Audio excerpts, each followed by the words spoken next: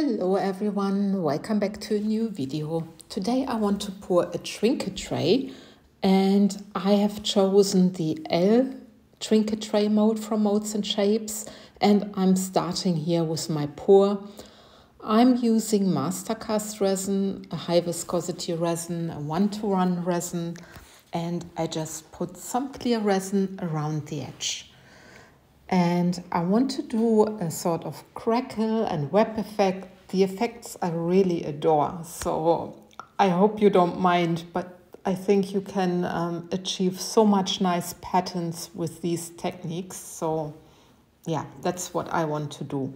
I mixed some Purple Passion mica from Etter Art, a powder, into my resin, and I'm now pouring along the edges on top of my clear, because I love it when you have these higher part of the trinket tray mold or of the trinket tray where is this separate crackle effect, and I think it looks always very beautiful, like a special surrounding, and this is what I love.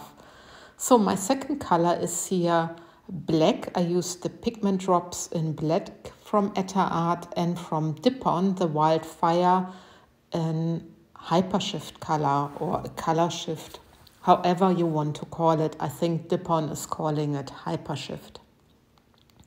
So I'm pouring this also along the edges.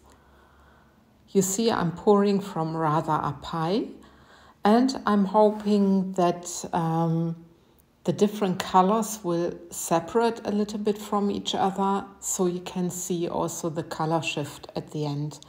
Now I'm just taking my clear resin and I'm filling up my mold. And as you can see, I was not very accurate in pouring somehow. I don't know why, but sometimes this can happen. But in fact, I don't mind, because I love that there are different effects in these pours. I think, you know, it's always amazing, and you can always find something different on each part of your resin piece, and that's why I love this technique so much.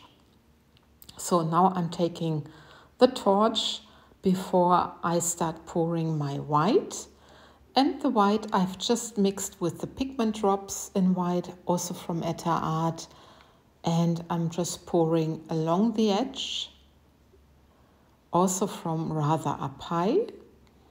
This time I didn't mix my white too opaque. I think I just made round about 6 drops in there, not more. And you see I'm just going around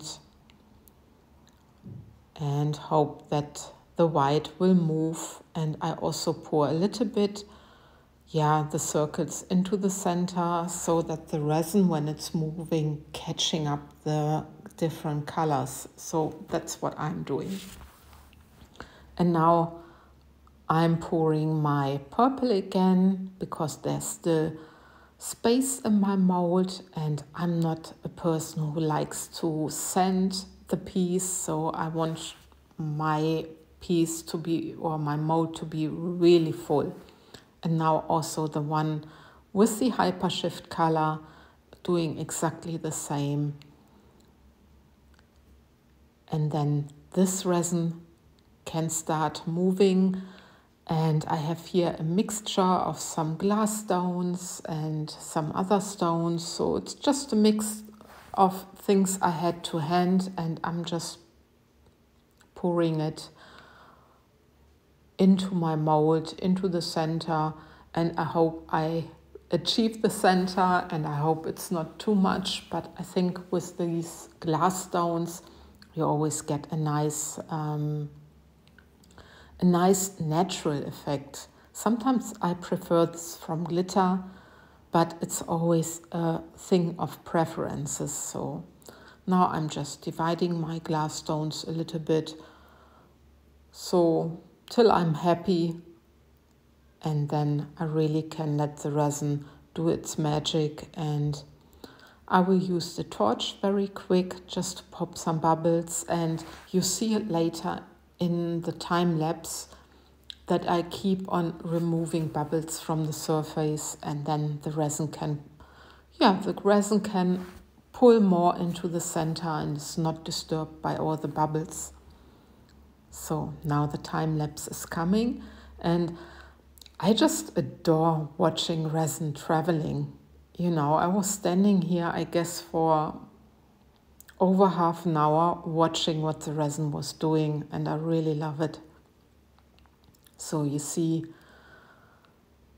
the resin traveling. At the end, I helped a tiny bit with the heat gun so that it made its final step to close. So you can do this when you see that your resin is still not cured. You can still use the heat gun and help it moving. So this is the next day, and you see on the surface the Colorshift color. So of course I'm hoping that some of the Colorshift is also in my pour. So let's have a look. I'm very curious about it. It's a huge mold, and voila, look at this. I know that the light is not very optimal, but look at all the effects, and the white is not too white, it's just a soft white, and you see the color shift. Later in my close-up you see the color shift even better, and also the end result. But I'm very happy with this pour. It's a nice purple color. Here it looks a little bit brownish on this video, but you will see it in a second, like now. So now you see all the effects, and I'm very happy with this pour. I love the color shift, of course. I love the purple, and yeah, I think it looks gorgeous. Anyway, with this, I love and leave you like always at the end. I thank you for watching, and take care, guys. Bye bye.